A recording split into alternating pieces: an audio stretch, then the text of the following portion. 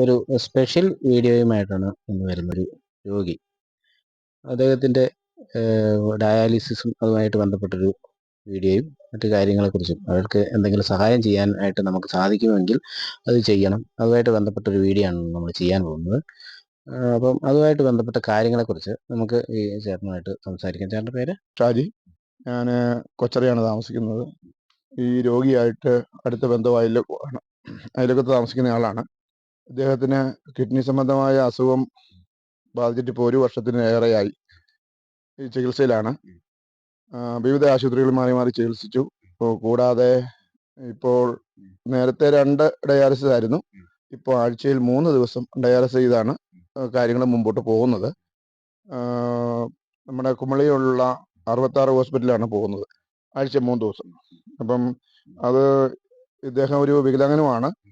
Auto ഓടിച്ച് കിട്ടുന്ന വരുമാനം കൊണ്ടാണ് കുടുംബം കഴിഞ്ഞു വന്നിരുന്നത്. ഒപ്പം ഭാര്യയ്ക്കും അസുഖമുണ്ട്. കോട്ടയം മെഡിക്കൽ കോളേജ് ചികിത്സയിലാണ് പുള്ളിക്കാരത്തി. രണ്ടാമത് വാർദ്ധക്യത്തിലായിരിക്കുന്ന ഒരു മാതാവുണ്ട്. മാതാവിന് ഈയിടെ അറ്റാക്കിൻ്റെ അസുഖം വന്ന് പാലാ മെഡിസിറ്റിയിൽ ഒരാഴ്ചക്കാലം ചികിത്സയിൽ ICU ഒക്കെ ആയിട്ട് കഴിയുകയായിരുന്നു. പിന്നെ 3 കുട്ടികളും ഇദ്ദേഹത്തിനുണ്ട്.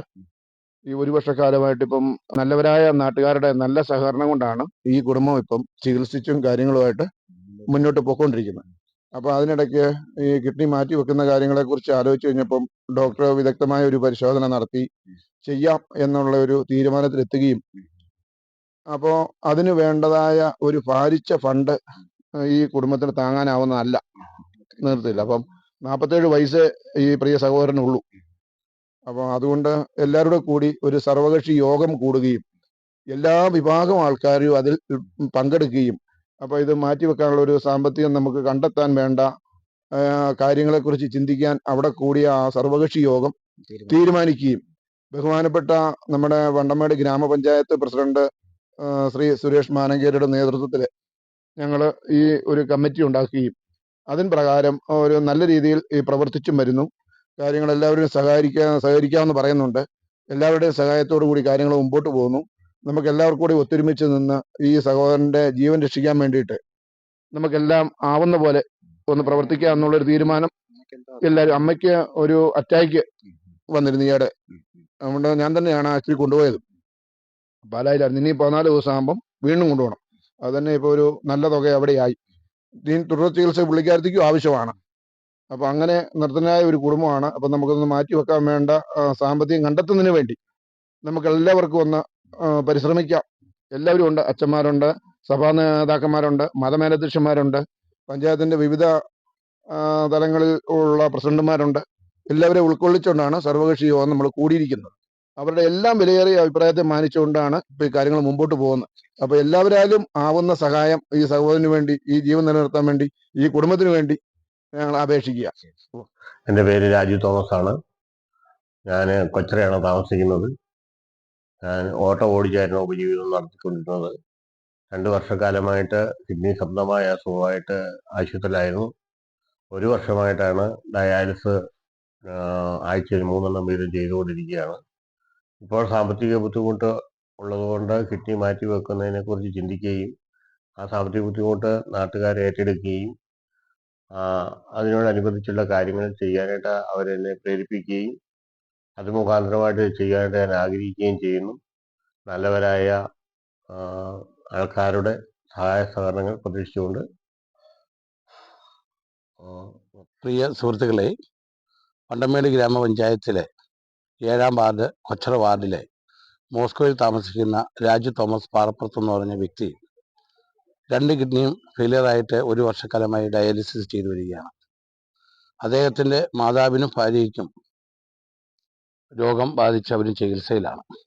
വളരെയധികം സാമ്പത്തികമായി പിന്നോക്കം നിൽക്കുന്ന ഈ കുടുംബത്തിന് വേണ്ടി, അദ്ദേഹത്തിൻ്റെ ജീവിതം തിരിച്ച് പിടിക്കുന്നതിന് വേണ്ടി ഈ നാട്ടിലെ എല്ലാ ജാതി മതസ്ഥരും ഒന്നിച്ചു കൂടിക്കൊണ്ട് അദ്ദേഹത്തിനുള്ള ഒരു ചികിത്സാ ധനസഹായം വാങ്ങുന്നതിന് വേണ്ടിയുള്ള ഒരു പ്രയത്നത്തിലാണ്.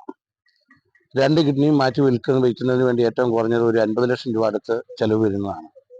എത്രയും പെട്ടെന്ന് തന്നെ അത് മാറ്റിവെക്കണമെന്ന് വേണ്ടപ്പെട്ട ഹോസ്പിറ്റലിൽ നിന്നും അറിയിച്ച സാഹചര്യത്തിൽ നമ്മൾ കഴിയുന്ന വിധം എല്ലാവരും ഒരു ഗ്രൂപ്പ് റെഡിയാക്കിയിട്ടുണ്ട്. ആ ഗ്രൂപ്പിൽ 50 രൂപയോ 20 രൂപയോ 100 രൂപയോ 500 1000 എത്രയായിക്കോട്ടെ, നമ്മൾക്ക് ഒരു വ്യക്തിക്ക് താങ്ങാൻ പറ്റുന്ന രീതിയിൽ നമ്മൾ ഡെയിലി ചെലവഴിക്കുന്ന അനാപത്തായി കളയുന്ന പൈസയുടെ 1% ആ രാജ്യത്തിന് വേണ്ടി മാറ്റിവെച്ചാൽ നമുക്ക് ഒരു കുടുംബത്തെ സഹായിക്കാൻ നമുക്ക് സാധിക്കും.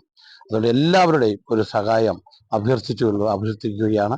ഈ ചികിത്സാ ധനസഹായ ഈ ഗ്രൂപ്പിലേക്ക് നിങ്ങളെല്ലാവരും സന്തോഷത്തോടു കൂടി നമ്മൾ കഴിയുന്ന വിധം സഹായം നൽകണമെന്ന് അറിയിക്കുകയാണ്. സ്നേഹമുള്ളവരെ, നമുക്കെല്ലാവർക്കും അറിയാവുന്നതുപോലെ സ്നേഹം നിറഞ്ഞ രാജു തോമസ് മതിപ്പാറ നിവാസിയാണ്. അദ്ദേഹത്തിൻ്റെ 2 കിഡ്നിയും തകരാറിലായിട്ട് 1 വർഷത്തോളമായിട്ട് ഡയാലിസിസ് ട്രീറ്റ്മെൻറ്റിലൂടെ കടന്നുപോയിക്കൊണ്ടിരിക്കുകയാണ്.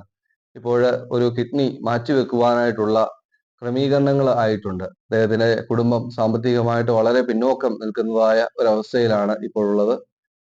ഭാര്യയ്ക്കും രോഗാവസ്ഥയിലൂടെ കടന്നു പോകുന്നതാണ്. അദ്ദേഹത്തിന് സാമ്പത്തികമായ വലിയ ബുദ്ധിമുട്ടുണ്ട്.